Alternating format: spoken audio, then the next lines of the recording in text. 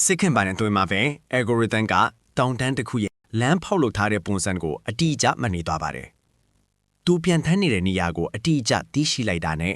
အာခါတခဏဘယ်လိုအချက်ပြမှုမှမရဘဲနဲ့ကိုပဲဒရုန်းကသူ့ရဲ့တီနီယာအမြင့်ပေနဲ့အရှိန်တွေကိုချက်ချင်းတွက်ချက်လိုက်ပါတယ်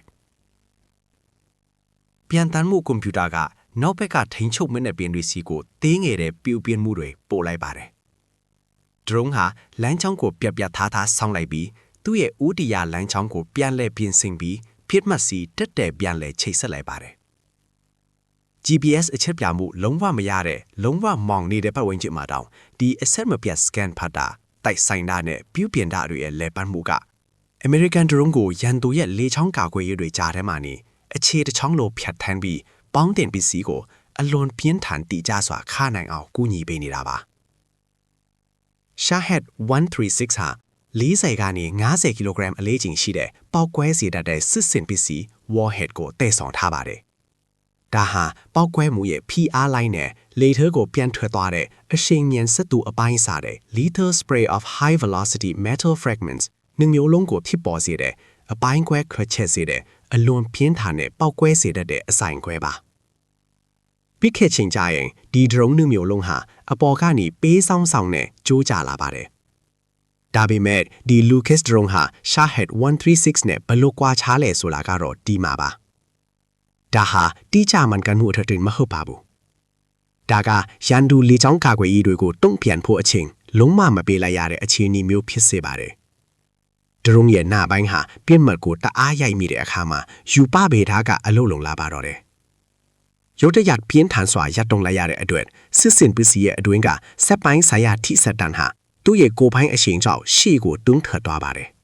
။အခြေအနေကိုတိဖို့ပြောရရင် drone နှမျိုးလုံးဟာအမတ်နဲ့ပေါက်ကွဲစေတဲ့ PD fuse ကိုတုံးပါတယ်။မြစ်တောင်တစ်ခတ်စာအချိန်တွင်မှာပဲဒါဟာမီးရှူးတန်တာကိုထိလိုက်ပြီးမီးပွားတစ်ခုကိုဖောက်ကွဲစေနည်းထဲကိုပြစ်လွတ်လိုက်ကအဓိကပေါက်ကွဲစေတဲ့ဦးတိုင်းကိုချက်ချင်းမီးလောင်သွားစေပါတယ်။နောက်ဆက်ပြီးဖြစ်လာမယ့်အရာကတော့ဖြက်စီးပင်နိုင်လောက်အောင်ပြင်းထန်ပါတယ်။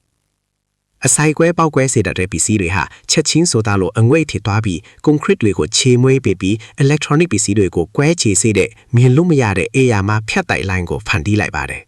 ။တစ်ချိန်တည်းမှာပဲ drone ရဲ့တတုကိုတိုက်ဟာလွင်းစင်ဖြစ်စီးသွားပြီးမီလီမီတာစုလောက်ရှိတဲ့တန်ပေါင်းအပိုင်းစာရာပေါင်းများစွာကိုအထန်ထွက်မြန်တဲ့အရှိန်နဲ့အပြင်းဖက်ကိုပြစ်လွတ်လိုက်ပါတယ်။ဒါကိုတန်းအသက်အထုံဖြူလို့ရနိုင်မလား။ရနိုင်ပါတယ်။ဒီ Lucas ကိုသူ့ရဲ့ anti-tank စစ်စင်ပစ္စည်းတပ်ဆင်ထားမယ်ဆိုရင်ပိုပြီးတဆင့်တက်သွားပါတယ်။အရေးပြောနေတဲ့အရှိန်မြန်တပ်တုလုံးတစ်ခုကိုတိုက်ရိုက်အထူးကြီးမားတဲ့ထန်ချက်ကားတဲ့ကိုပြစ်လွတ်လိုက်ပါတယ်။ဒါပေမဲ့ tank တွေလိုအထူးကြီးမားတဲ့ပြစ်မှတ်တွေအပေါ်မှာ Lucas ဟာဘလောက်ထိရောက်မှုရှိပါတယ်လဲ။အလွန်ထိရောက်ပါတယ်။အထူးပြုလုပ်ထားတဲ့ anti-tank စစ်စင်ပစ္စည်းတပ်ဆင်ထားတဲ့အခါ drone ဟာ RPG တစ်ခုလိုပဲအလုပ်လုပ်ပါတယ်။ပေါက်ကွဲတဲ့အခါမှာအရေးပြောနေတဲ့အရှိန်မြန်တပ်တုလုံးတစ်ခုကိုရန်ရက်တန်ချက်ကားကိုတိုက်ရိုက်ထိုးဖောက်သွားအောင်မောင်းဖို့လိုက်ပါတယ်။နောက်တစ်ချက်အနေနဲ့လဲပတ်မှုအကွာအဝေးကိုထိရအောင်ဒီလူသေးဒရုန်းတွေဘလောက်အထိခီးနေနိုင်ပါသလဲ။မူလအီရန်နိုင်ငံထုတ် Shahed 136 ဟာကြီးမားတဲ့လေးလုံးတွဲ Maro MD550 engine ကိုအားကိုးနေရပါတယ်။